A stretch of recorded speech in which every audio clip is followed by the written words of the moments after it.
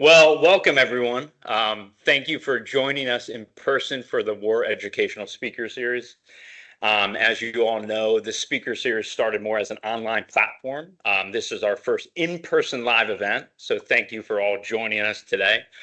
Just quick introduction. I'm Eric Rhodes. I'm the Performance Education Program Manager with Warrior Athlete Readiness and Resilience. And I'm Sarah Knowlton. I am the Resilience and Wellness Specialist Program Manager for our WARR Superfit team.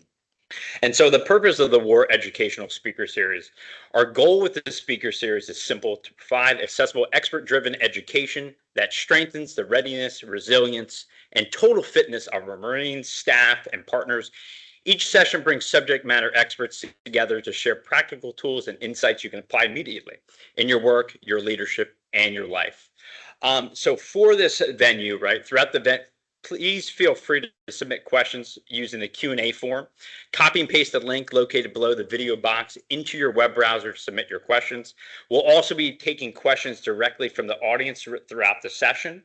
And then briefly, I just want to introduce Dr. Kanaka. So she's an AI enthusiast from Harvard.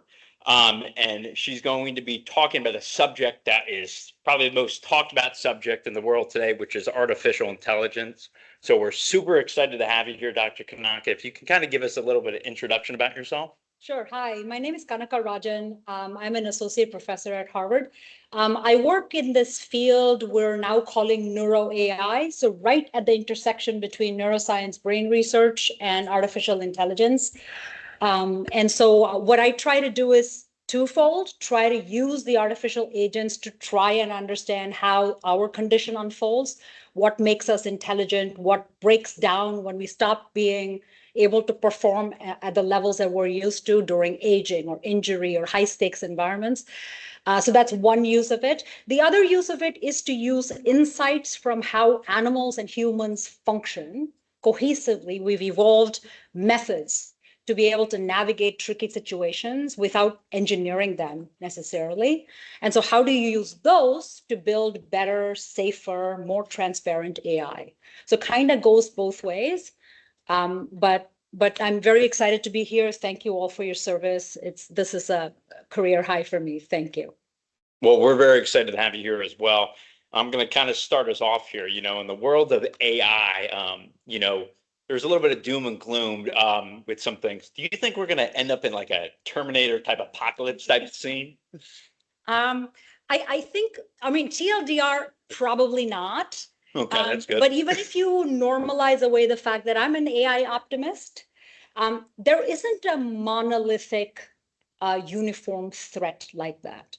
With sort of any new technology, right? There's always going to be a little bit of a learning curve. But I was giving Eric and Sarah this analogy before. It's almost like we've adopted raccoons as the new dogs, right? It's like, okay, we kind of knew how to train dogs, how to turn wolves into dogs, what works, what kind of collars work, how to train them to operate at very, very high levels. Raccoons are very fuzzy. They're very good looking. They're very sweet. They're sociable and all that, except they come with opposable thumbs. That means they'll crack your safe. And so we don't exactly know how to build the guardrails. We don't know what types of leashes to make. The technology is improving so fast that what we thought we were going to build to be always subservient to us has almost in some cases surpassed what we're capable of doing. Like our phones are currently smart. There's no way I could have found my way to here from a hotel 2 minutes away without Uber or my phone and the map, and then also to humans. So all this is to say there's good uses of AI, things that can save our lives, things that can make our condition both at the individual and the collective levels better. If we keep an eye to seeing how to use it and how to deploy AI responsibly, its capabilities are constantly evolving. So it's really the raccoon analogy. It's like we don't know what it is capable of. So is the Terminator analogy among the range of possibilities? Still very, very far-fetched.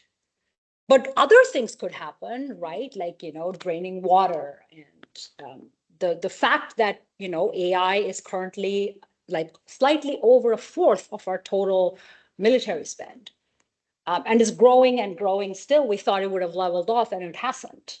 So there are costs to that we haven't been able to anticipate. And so I think it is worth keeping an eye on the risks of it, on the ethics of it. But the monolithic Terminator analogy breaks down a little bit. What are you most optimistic about when it comes to AI? Obviously, I did the Terminator scenario first. So what is most positive to you about AI in the future? I honestly think healthcare and high stakes environments, well, healthcare is high stakes environment in a certain way, but when I say high stakes to you all, it means something completely different. And I include that here. There's a thing that, in fact, AI on the industry side doesn't fully focus on this yet, but I don't know how many of you watched the news article about the Hugging Face hack incident, right? This is all in the news. One of the models that was used by OpenAI sentiently hacked into another company's artificial agent, right? And they did this using two things that we didn't program them to have. So the only thing they're programmed to do is to finish a task or a video game or an episode. That's the only thing that we're engineering these models to do. The other abilities are the raccoon ones, right? The ones that we haven't been able to fully anticipate. So out of that are two things. One is agency and one is cognitive flexibility. And agency is what makes agents, right? The ability to autonomously do the thing. If I'm taking a wrong turn, you do want Uber to tell me I'm taking a wrong turn, right? So you do want that in some settings. You want the AI to be able to autonomously feed back to a physician when they're flummoxed by a healthcare situation, or they haven't thought of a unconventional therapy for somebody that is sick. We still haven't the foggiest idea how to treat traumatic brain injuries, how to reintegrate people from having been involved in high stakes situations back into low stakes situations. People struggle with that. And so that brings me to the second feature, right? One was agency. We want the models to be smart because then they can help us with things where our imaginations fail. We want them to be able to work in closed loop with the environment. So when I see somebody really bored, I can tweak my behavior. It can't just be, I'm just going to vomit words at you, right? That feedback that goes back and forth, that's part of agency. The other is cognitive flexibility. Cognitive flexibility is also what makes us all operate here. We could pivot from a Teams-based podcast to an in-person thing flexibly. This flexibility is what the loss of flexibility is associated with very severe sequelae at the individual level and at the level at which all of us have evolved to operate.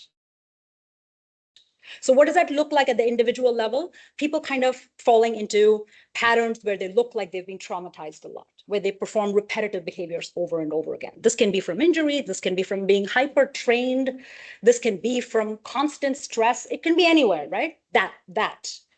Lack of cognitive flexibility also manifests in exactly the settings that we have evolved to thrive in. So families, teams, support groups, those are settings in which the effects of lack of cognitive flexibility are most felt by the individual and by the group. These two features that I told you, this agency, this working in closed loop and feedback with the environment, with the world, and this cognitive flexibility are things that we didn't even know how to engineer them into the systems. And yet, those are the ones that we want to learn from. So now, let's say there's a set of artificial agents. So when I say artificial agent, I mean computer program. But rather than, sorry, is this a very long-winded answer? No, keep going. This is great. Okay, but we think of models like light bulbs, like inputs go in one side, there's a model, and then outputs come out the other side. But I just told you that's not how it works, right? I am not built that way. I'm working in closed loop with the people in this room, right? So that part is agency. The fact that the computer program can work in closed loop with me in real time is agency. Cognitive flexibility is more than just multitasking. It's queuing, it's context-dependent switching. It's when the environment changes, can I change? Those types of abilities, right? And those are abilities that we can learn from these agents what the mechanisms are, so we can build models that can help with people. So for example, right? So imagine a scenario in which a person has, let's say, Parkinson's, right? Parkinson's is classified as a movement disorder. Except if you ask patients with Parkinson's, they will tell you the thing that bothers them the most is the fact that they can't track conversations when there's more than 2 or 3 people in the room. The motor stuff, they kind of get used to. The rest of it is what bothers them. Why haven't we fixed it yet? We haven't because we don't know where in the biological brain to fix it. But if we knew, because we can now look at these artificial models that have evolved this ability automatically to be able to be cognitively flexible and closed loop, those mechanisms we can look for in the human brain. Those are exactly the roadmaps that we currently do not have in the human conditions. So what does that look like in practice? Patient with Parkinson's shows up, they're chronically lonely, which makes their condition that much worse. We can tell them, oh, the physician gives you the chemical that makes you feel better, levodopa, that makes the motor symptoms go away a little bit. But the thing that actually will help is structured social exposure. I can't just say that, right? What does that look like? Does that require talking to one person, 2 people, once a week, 3 times a week? The space of possibilities is infinite. So how do you narrow that down? This is an optimistic view of AI. Artificial agents will run all of these scenarios. Brute force, because there it is cheap. It's completely ethically and technically no patient burden. It runs all of these scenarios and finds the scenarios that are the most likely to help the patient. And that might look like go to a support group where there's 2 people with Parkinson's and a physician. It might look like that and do that once a week. But you can't test those things in real life on patients, no matter how many patients with Parkinson's you have. So this is a scenario in which looking at artificial models or computer agents that have evolved this ability will help us inform how we treat patients. And I gave you the example of Parkinson's because it's the least controversial. But you can imagine any scenario in which a person is struggling to reintegrate into a social setting because they have this lack of closed loop agency, and they have a lack of being able to, I can track you, but I can't track anybody else in the room because it's too much. So that would be a scenario in which it can excel. No. And I love that. And you mentioned cognitive flexibility. And what I'm thinking is, especially with all of our people that we have, cognitive load and how much they take in on a daily basis. So when we look at the fact that like everyone within the DoW has access to AI, such as Gen AI that we do, how can they utilize and leverage AI to help decrease that cognitive load they're dealing with, especially when it comes to like admin tasks? Yes. Okay, so again, agents are sort of the most helpful thing. So this is the other thing I was sort of talking about. The thing I told you where AI kind of learns from its own mistakes in a way where we haven't trained it to do. So this would look like if I were a computer model, right, as opposed to a person having this conversation, there'd be 10 of these conversations that would go horribly wrong. There'd be very, very bored people in the room. But I would learn from those experiences without being explicitly trained to. In that eventually on the 11th iteration, I might get only half of you bored. That thing is recursive self-improvement. That thing we thought used to only require people in the loop, right? We said, okay, a person has to be able to say bored, not bored. Now AI can tell itself bored, not bored. So kind of human is sort of treated almost like a bottleneck, right? Almost. It's sort of not even part of the thing. So this is again where turfing some of those tasks that you find burdensome to an agent that you yourself have built is helpful. So use the personalities of these models. In fact, what you're interacting with these agents is not even the model anymore, right? We think we are when we toggle that little button that says, oh, you want the reasoning engine or the coding engine or whatever. We're actually communicating as humans with an intermediate layer called a harness. Harness is like the go-between, your executive assistant, if you will. It's almost like saying, I just want a thing to be done. Like, I don't know, renew my license at the DMV, right? Or go to IKEA and buy a thing. 2 horribly nightmarish things. So then you go, okay, I could make, this prompt to give me a list of the things or whatever, but that's not what you're doing. What you're doing is saying, I have these two things to do. The harness figures out who to turf this to. So it says, okay, there's a lot of data for people complaining about DMV on Reddit. I'm just going to pull from there, and I'm going to give you this list of things to do. Would you like me to execute it? One more step, right? We've pushed it a tiny bit more, but we've done this.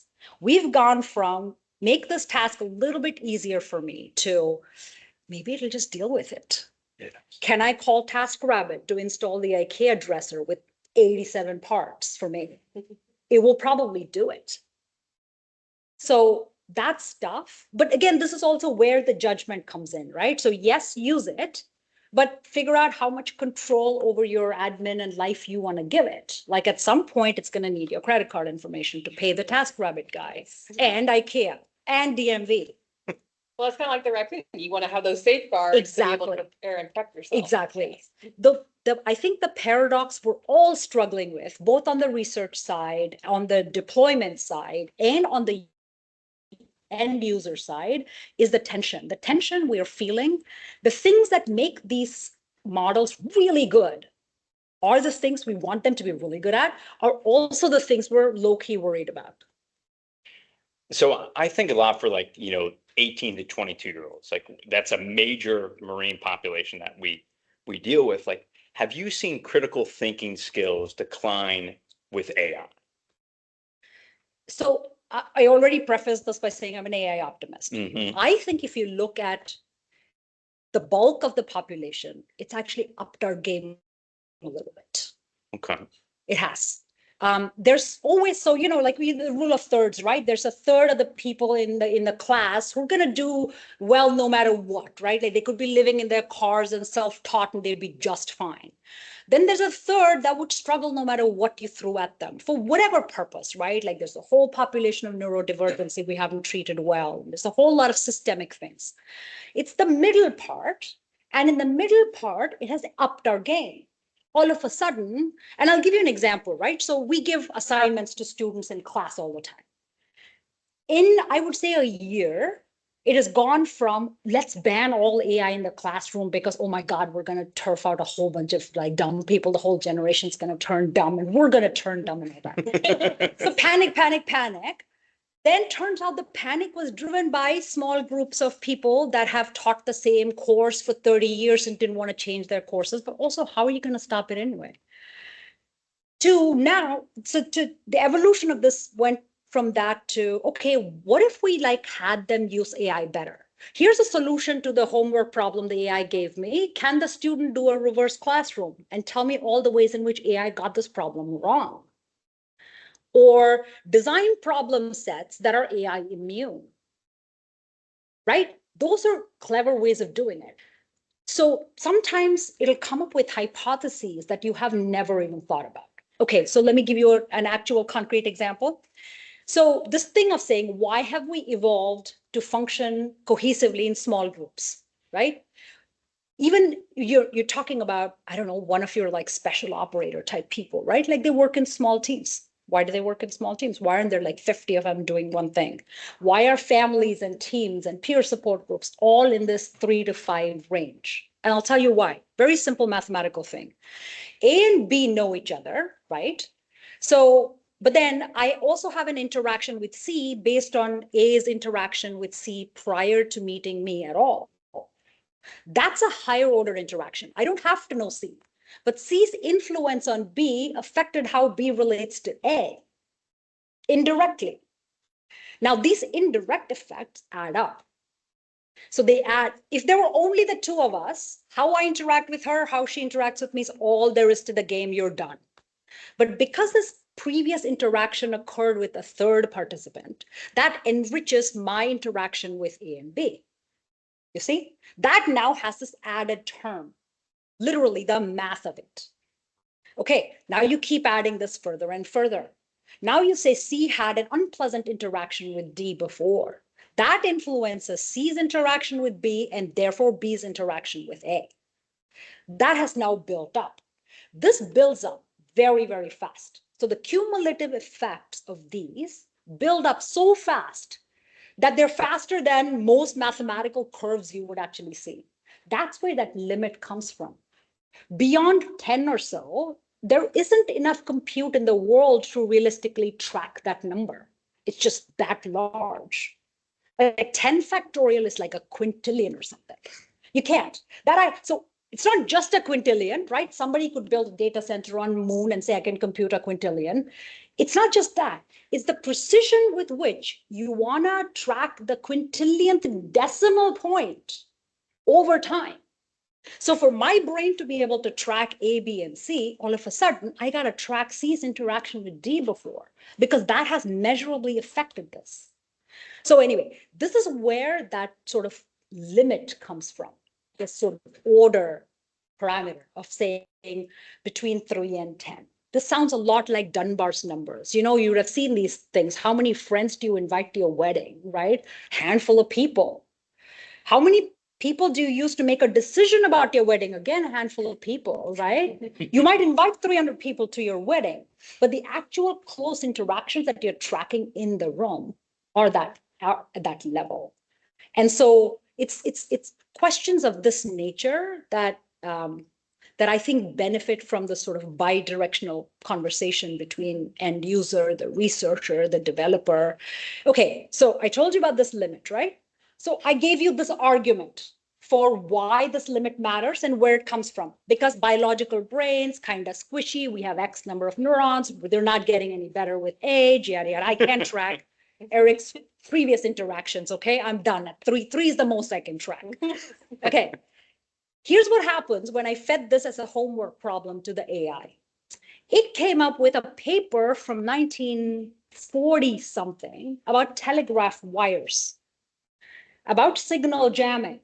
So there's apparently sender gating and receiver gating. So a packet of information gets sent from somewhere, another packet of information goes from somewhere, and the point at which both of those cross is around this number.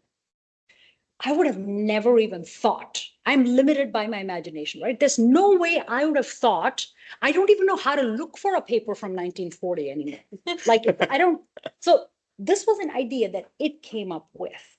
All of a sudden, I'm now Serena Williams, right? Like I went to play pickleball and Serena Williams came out to play. All of a sudden, it's like, oh my God, I've got this amazing idea, which of course AI came up with this idea. But now I can run this whole other analysis to say, does this limit matter whether Eric responded to his previously unpleasant interaction? Did it matter if the interaction between B and C was bidirectional or not? I didn't even think of this. None of my students thought of it either. But this is a scenario in which it upped our game to come up with an idea that is so provocative that it's something that in retrospect, of course, we should have thought about it, right? We are hurling information at each other. But this is an example in which, and so this kind of critical thinking benefits the bulk. Mm-hmm. It benefits the edges that would have done well anyway, but we're still far away from touching the third that were untouched previously. Yes. And that, I think, brings us back to the very first thing we talked about. Are we talking about the reach of AI to everyone but the very privileged few? I think with like the critical thinking, there's always that sweet spot where like, yes, we can go too far, but then there could be too less of it. Exactly. On that same spectrum, thinking about social connection. And we've seen it with just technology, you know, over the years, it's been a little more difficult for our younger generation to socially connect. Where can we find that sweet spot where it's like I can use AI to help boost my ability to socially connect without getting to the point where I'm now dating my AI chatbot? Yeah, right. No, fair point. No, that's a legitimate thing. That is totally a legitimate thing. I remember, like, you know, when I was in grad school, maybe in somewhere around then, Second Life, who knows Second Life? There was like this video game where people could go and build your own little like civilization and the whatever, right? That was like the centuries, like Dungeons and Dragons. People were like, oh my God, my child is never going to leave the basement, and they're just live their whole lives in Second Life. And here we are with this new era. Honestly, you're talking to an academic, so I got nothing.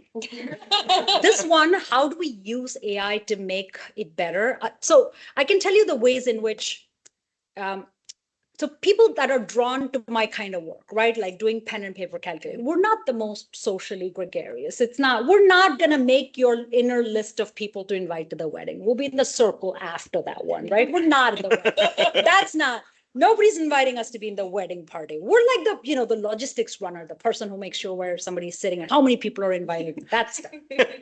So I'll tell you the ways in which if they've helped in having a difficult conversation with someone. Yes. So in an interpersonal setting, there are things we struggle with, but aside from the very spontaneous interactions, not super helpful. But in interactions where you can let somebody go from their place of work because for whatever reason, right? That it can help you with because so what you can do is brainstorm talking points. It can run simulations for you. So this is again where that helps, right? It can run simulations for you where the other person's reactions are mirrored by the AI. And then you can kind of prepare for it and go into this conversation much more mindfully. It can do this in a group setting. So that's sort of a scenario, but in sort of day-to-day life, can it lower the barrier to entry?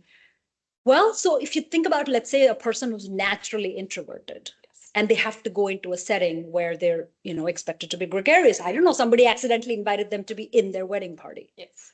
This is where I would use AI to be like, how do I, give look as though I'm an extroverted, gregarious, warm-blooded human being.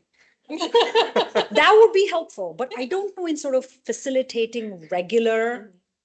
I feel like a little bit the horse is bolted a little bit because right now I find it hard to call somebody without texting them first. I by default will just not ever answer the phone. It's just a thing. Yeah, but like you said, like there's that benefit of maybe I don't know how to navigate this conversation. I can now, and they may feel more comfortable asking the chat bot than asking another person these types of questions. Agreed. Yes. So it has helped smooth difficult pieces for sure, and overall. So as AI becomes better at analyzing information, like what do you think that is more valuable about being human at this point? Honestly, the individuality, the uniqueness. Okay. Like eventually you keep playing with these AI models or you build them and you realize that they kind of regress to the average. Like let's say you took all of the frontier AI models, jammed them into one humanoid personality. You kind of, If I don't get invited to the wedding, that one's not even that's not even in the state at that point, right? It's a kind of personality less. And what makes us the personality, and this is true of animals too. Animals recognize each other as individuals. We recognize companion animals as individuals. You spend enough time around wild animals, you recognize them as individuals too. And it's the uniqueness of it. So I would foresee that in creative arts, I think human created content is going to become infinitely more valuable. The hand-drawn things, they might not even be technically as good as a perfectly executed model output, but that's going to become more and more valuable. I almost feel like a boost to like the arts then. Absolutely. Because now people are going to be looking for that individuality. Absolutely. Because I have seen online where people are like, oh, I can see when someone used AI for their advertisement. Exactly. It has a very similar format. It has a very similar format. Like all sort of more or less looks blah and canned. Yeah. Do you think AI ever gets to the point where it can be so unique that people's level of uniqueness kind of goes away? I'm sorry here. I know I'm a little bit of a pessimist with my questions, but I have to ask these. Challenge, So AI but there's a spread around it. Mm-hmm. So it's because these are ultimately mathematical models, right? So here's again another sort of extremely sort of dorky answer to your question, right? So it's easy to anticipate curves that go smoothly, right? Because I know how to make sines and cosines. I know where lines go, right? Like if you say, oh my God, my bills are going to go up by X% and inflation grows by X%, my salary only goes by Y%, then we kind of look at it and we extrapolate. We multiply by 12. We multiply by 12. We know how to do that. That's linear. The way AI is growing is not, right? So it kind of, okay, now the trouble with curves that kind of don't go linearly in a straight line is because, well, first of all, you can't anticipate which way they're going to go minute by minute or day by day or month by month. You can't find trends so easily. But let's say you could find a trend. It's the spread around the trend that kills you. So I don't exactly know what's going to happen once our hour is over and you all go back to your regular lives. Why don't I know this, right? I know you're in a control setting at a military base. I know roughly what your jobs look like. I looked it up. But I still cannot anticipate that. It's because of the uniqueness of being a person. With the AI, because it's still ultimately a mathematical computer model trained on a whole aggregate of the swathe of internet, right? It's not super well curated. The uniqueness is still going to be very predictable. So you will find like a very good, a very good art making model and a very good poetry making model. And that will be the extent of the uniqueness. What makes the biological system, the human condition, unique is sort of even at an individual level. Forget the statistics of it, right? Like you might have a secret poetry writing habit. You might not be the ace poet of America, but you're doing pretty well to have your own like Etsy shop of poetry, right? That piece of the individual personality where we're doing a whole lot of things with varying levels of skill. That piece. I don't think because we're not incentivizing them to be built that way. Right. Like there's no incentive in building the most unique AI. We're building them to be the most efficient. It makes me think of one time I heard like there's no true randomness. Even when we try to be random with something, there's like a pattern that typically evolves from it. And with AI, it kind of sounds like they have to take it from something. Exactly. And it has to be like it's not uniqueness in the fact that it's like a creation, it's taking from. Yep. No, very well put. And so the terminology, I think like people who would fit these types of statistics, right? Like I told you about the trend, that would be like the average of it, the signal, and then the spread around it that makes these individual instances, they would call that noise. They would say, okay, what's the noise model? What do you call randomness? Right? If it was truly random, it would just be the uniform band. Yes. But it isn't. You look at these curves and they're kind of, some axes are blown out, some are not. Like you're a very good poet, but maybe you're crap at sketching. Maybe you're great at sketching and you're crap at this, but you're great at your day job.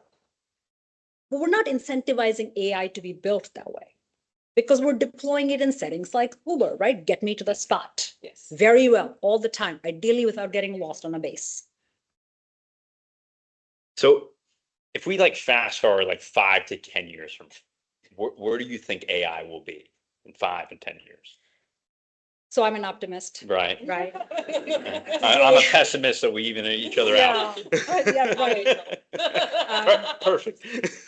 I think nobody would argue that using better classes of computer models or artificial systems to augment where we're not that great at solving the problem, right? That part is of value. Otherwise, why would we be doing this? And so I see two settings. One is in silico brain transplantation. And it sounds as insane as it really is. So, but here's an example, right? Yeah.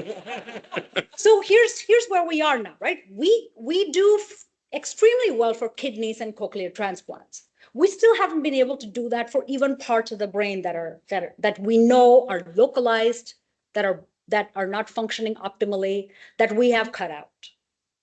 And so why haven't we been able to do this? Yes, there's the hardware problems, right? But that's someone else's job. The other problem is the electrically active cells that make up our brain, those cells are talking to other cells through electrical pulses constantly. Each neuron, each brain cell is talking to millions of other brain cells through these pulses. Now, it's a high dimensional system because of these pulses, and we don't know what the language is to speak to those neurons with. I'm speaking to you in words, but your brain's not translating the words, right? You're seeing me through your visual cortex, but the visual cortex, first layer of your brain that recognizes me as a person or anything at all, is 7 connections from the light. So we haven't been able to solve that problem because we haven't been able to build a language model of these electrical impulses yet. But we're working on it. This is a good one, right? This is again where, okay, everybody knows that language models, any LLM makes up stuff, right? We call these hallucinations. Sometimes we call them confabulations, depending on your taste. But they make up stuff. They make up stuff that sounds very sensible, sometimes plausible, sometimes dangerously plausible.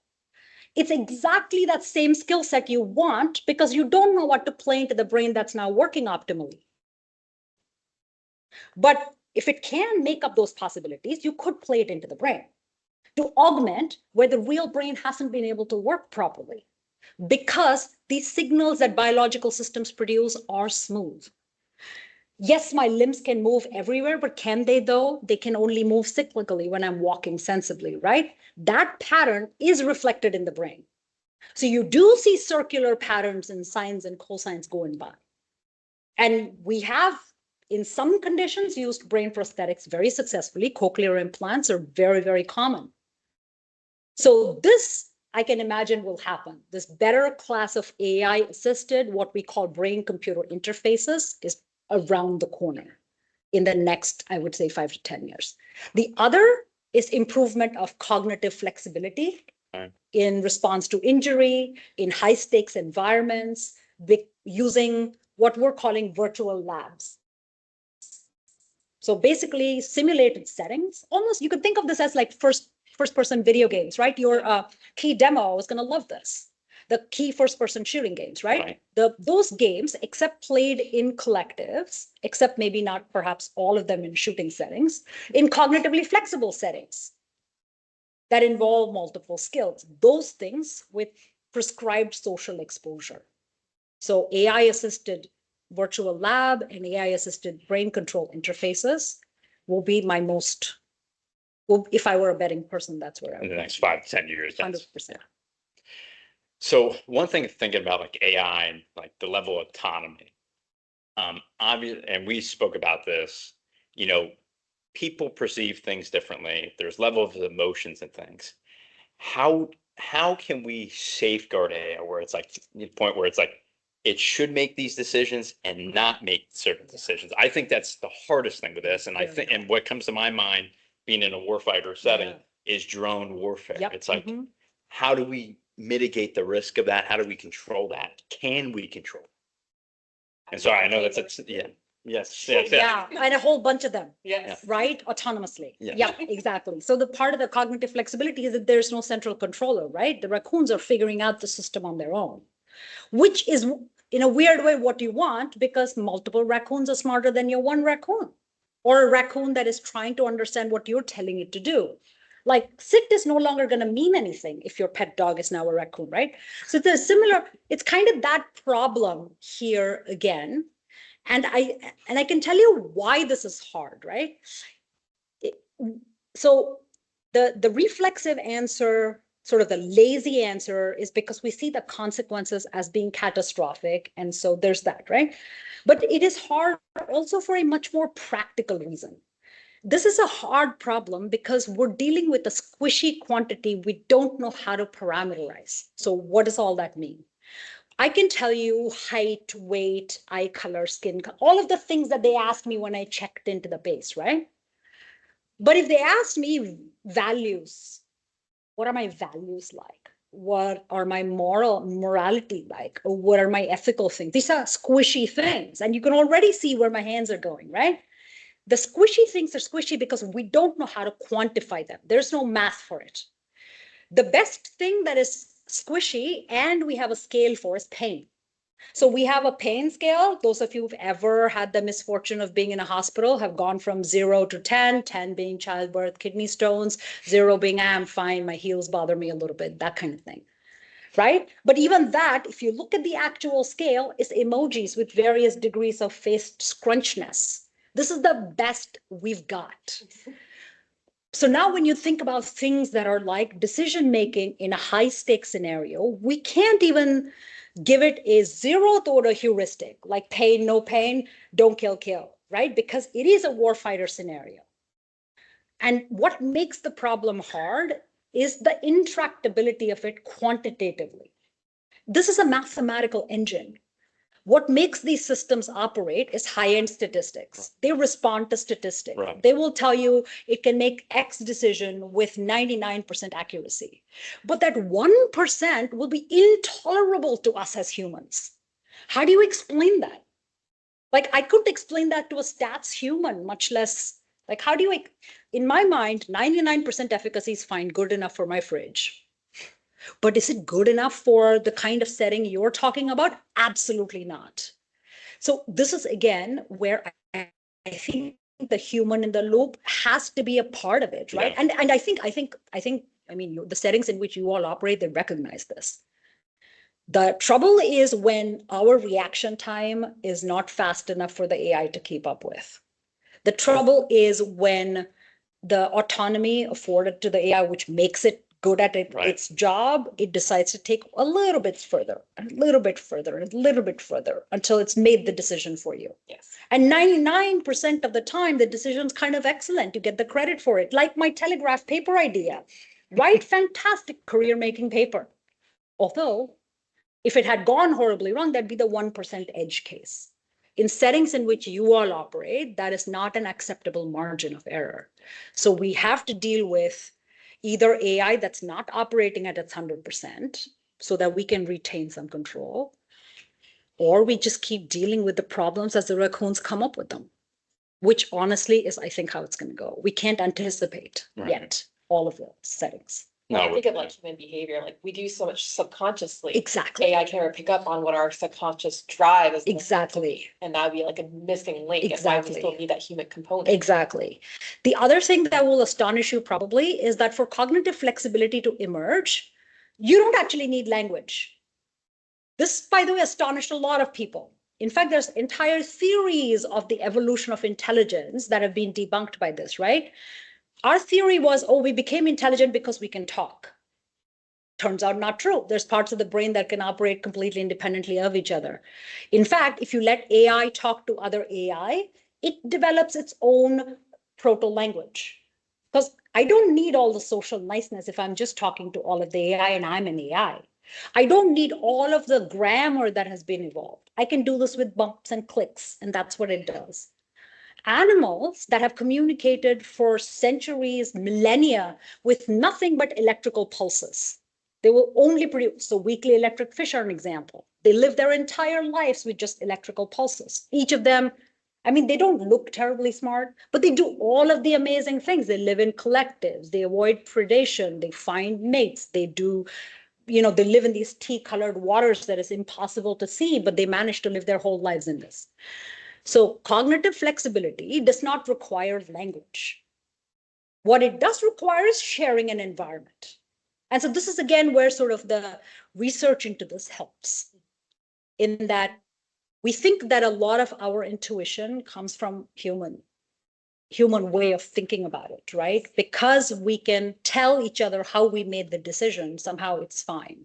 But to your point, the subconscious, the non-verbal, that part means a lot more, particularly to a computer. Well, I think like just like how like we're talking, like our nonverbals and how we communicate with our hands and our facial expressions, things that you don't see through a computer. Absolutely, absolutely, yes. Absolutely. And so the fact that environments can be shared by these models automatically gets them to develop flexible strategies, which is a good thing. Thinking of like, you know, as these things move forward and then looking for the next 5 to 10 years and all these advancements, is there almost like a handicap if someone isn't utilizing AI at all? Like if we're not moving with how fast technology is progressing? So I honestly think that it's impossible to keep pace with frontier technology for a variety of reasons, right? First of all, in the settings in which you operate, there's a lot of security before you get access to the frontier machines. Even for people that are outside of the military sector, there are still layers to go through. There are some very, you know, the high-end models that we wouldn't have access to because our machines will fry. They can't just run on them. They will run on these high-performance computer engines, right? So there's already that. So keeping pace with it is a problem, first because of access. Second, also because a lot of the models are not open source, open code, right? So people will say open, so as a researcher, I want all of the models to be open source so I can look at the parts. When I'm deploying it in a healthcare setting or for a human condition in a patient, I want all the parts to be accessible. I don't want some black box telling me the answer so that I can use it on a patient or roll it out in a clinical trial. You want all those pieces. But do we want all those pieces also in a military deployed AI? Probably not. And so there's those sort of competing incentives that I think make the problem tricky. But not being able to use it or avoid it, I don't think is an option at all, because you risk being left out. Yes. Of all of the things, right? Like every single, like the frontier models are very soon in the next, you asked about this. So if you look at industry trends, right? I gave you sort of academic trends or where research is going. But if you look at industry trends, the cutting edge models are now running on our laptops, on our phones. And so you got to be able to use them. Yes. Or it's gonna affect you socially, but as also intellectually. Yes. Because a lot of things will now become inaccessible. There's coffee shops you can't buy a latte at without an app. Yes. Yeah. So Or that's a like kiosk. or a kiosk or a whole thing. So I think it has to kind of go with it. Yeah, and that's very valuable. And we're gonna transition over to some Q&A, since I know we've had a lot of burning questions, but we want to allow the opportunity for others. Were there any questions in the chat, Ashley? All right, so we want to open it up to the group here if you have any questions.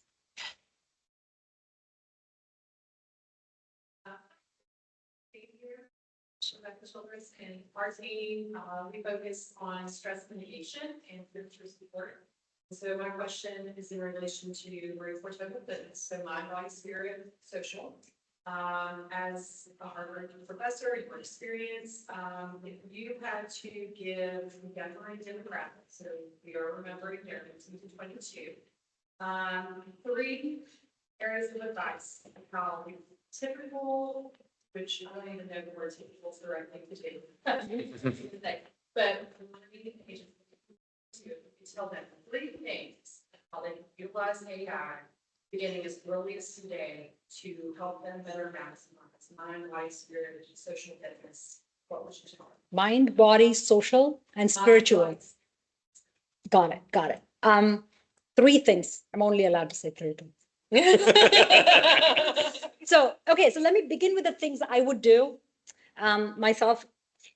Use it to, so I think you could striate these 3 questions into sort of the, the everyday, then the reach, the high end, and then something in the middle, right? And then you could sort of parcelate it into the 4 features that you talked about. So for the everyday, right? Like exactly in answer to the previous thing, turf some tedium to it and see how well it does. So for the IKEA DMV example, reduce the paperwork, at least as much of the paperwork as you're able to. That would be a good one to do. I'll tell you the other one in which it would be a good one to test how you do with it. So for example, paying your taxes. That's a really good one, right? Like finding out where your deductibles are. Have you made any charitable donations? Are there things you haven't thought of yet? Those are things that we always associate with tedium, always dread doing all the time. But it's the kind of thing that is like the base use case of these models. So I think that's where I would first begin, by turfing some of the administrative tedium to these models and seeing if you can use them that way. And then that way they're also safe because you've given them a task, and see where they push the boundary back. And that's where the eyes open, right? That would help a lot. So, that would be one of those things. Then the other thing would be to use it to improve your critical thinking on a scenario. And so I don't know how much exposure the 18 to 22-year-old Marine who's being trained to do a very regimented program has the flexibility to. But having the flexibility to play outside of your day job improves your focus on the day job. So let's say there's scenarios that they're running during their day job, right? It could be physical fitness. It could be running drills. It could be actual deployment. What if they took those scenarios and played within the parameters of secrecy and whatever? What if they played with how else that situation could be handled? And the same thing holds for social settings too. I do this, by the way. If I have a difficult social interaction, because social interactions, again, involve not just me, but another agent and a third agent and another agent that this agent had a conversation with before, right? So all of these sort of multi-way, multi-person interactions, I could take back to the AI and say, well, how else could I have reacted in the scenario where it escalated less or didn't escalate or didn't turn into a pile of paperwork for me afterwards? Typically, that's the end game for most collective interactions in academia, unfortunately. So that would be another use case. Then the stretch goal is boosting resilience at an individual level. And this is where there isn't one. So cognitive flexibility leads to improved resilience in stressful settings. So here's something that we found in the sort of the neuro side or the neuro AI side, you might say. So when animals or humans are exposed to repeated stresses they cannot get out of. So they have to be classified as persistent and inescapable stresses. So when a bad thing happens, you want to get away from the scenario very quickly, right? If you get away, great, ACEs, you feel better. But if you weren't able to get away, because that's a setting in which, let's say, you were deployed or you find yourself in, or you were at the DMV, those types of settings, there's usually a few reactions. So one reaction is what's called learned helplessness, which is really a loss of resilience, where people will just stop struggling.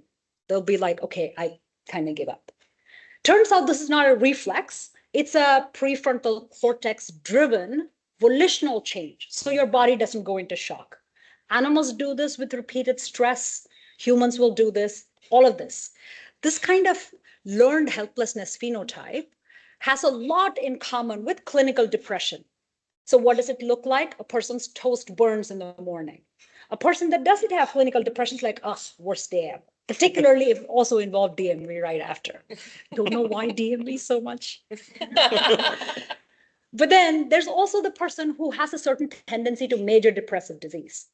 That person's going to have an escalated response to this and they curl up fetally. They've completely given up. This loss of resilience comes along with a lack of cognitive flexibility. How we know this? They've curled up in a physical ball. They cannot move. Not because they don't know how. They physically cannot move, right? So this is a setting that happens over and over, and we wouldn't have been able to discover it without being able to feed all of this kind of divergent information from animal models, from a variety of clinical settings, from anecdotal information into AI. That's like, wait, is there a parallel between these things? Okay, so why am I telling you this? I'm telling you this because use of AI to boost resilience is one of those things where if people were to talk to it, it can game scenarios for it. So for example, when people are struggling when their toast burns by themselves, now have a co-pilot, a companion on their phone that basically says, toast burnt, relative to the 10 things that have happened today, it's not so bad. Take a Peloton class or take your medication. More importantly, right? As people lose resilience and cognitive flexibility, compliance to clinical treatments drops. So it doesn't matter what amazing prescription somebody has given them. If they don't take the medications or don't comply or don't get social exposure, it kind of tanks anyway. But now imagine something that we're all surgically attached to, like our phones, that are an AI-assisted co-pilot. Like our watches now tell you, you've been sedentary for a while. So this kind of AI-assisted pro-resilience boosting thing, you could do yourself right now, right? Like you have instances of AI on your phone. And so, and why can't we just roll this out as a product? Is because my toast burning is not the same stressor as yours. And it's again back to the individual by individual by individual. Now that the models have gotten so good, you could train your instance to be helpful to you in that stressful setting that you repeatedly encounter and then forces you to give up. So that would be sort of the stretch application.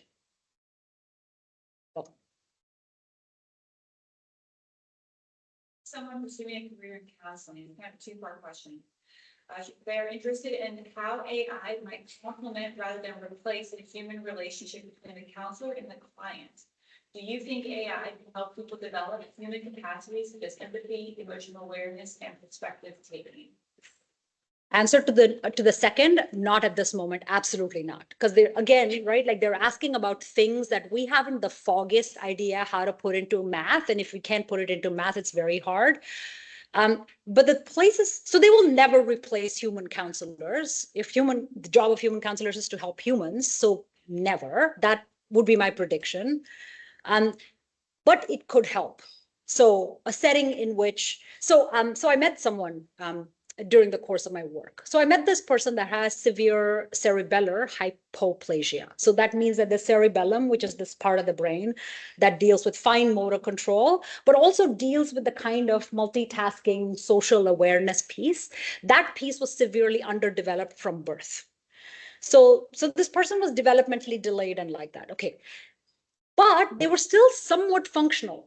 And the reason they were is because they came from a family where the parents had enough resources that they engaged a full-time counselor, full-time behavior therapist, cognitive behavior therapist, and a physical therapist, full-time, to work with this child growing up for 20 to 40 hours a week for their lifetime. And I met this child when they were like 16 or something. This is not something normal, like regular. This is not a typical example for a variety of reasons. But it helped this person, right? This individual was helped by it. Okay, so what characterized, here's the thing.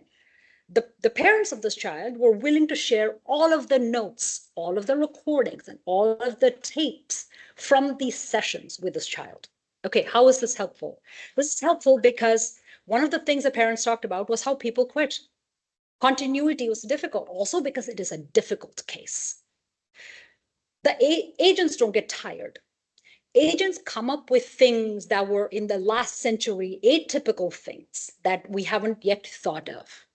So from the counselor's perspective, again, it would be a co-pilot that would help. That would say, hey, have you thought of X when somebody is stuck in a loop of recalcitrance? For the patient condition, I think because we're people, why am I here instead of yelling into a Teams screen? That piece is so important. And it's somehow comforting. And we know that the human counselor isn't perfect, but they kind of don't have to be. And that part, I think, will always remain. Well, Dr. Kanaka, thank you so My much for pleasure. being our speaker for this. You know, we love to bring in speakers like you who are experts on various subjects. That's the whole idea of this WARR educational speaker series. So I can't thank you enough for taking the time and educating us on AI today. It was incredible. Thank So you. Thank you. I hope it was useful. And thank you all for coming in Delighted to. attendance.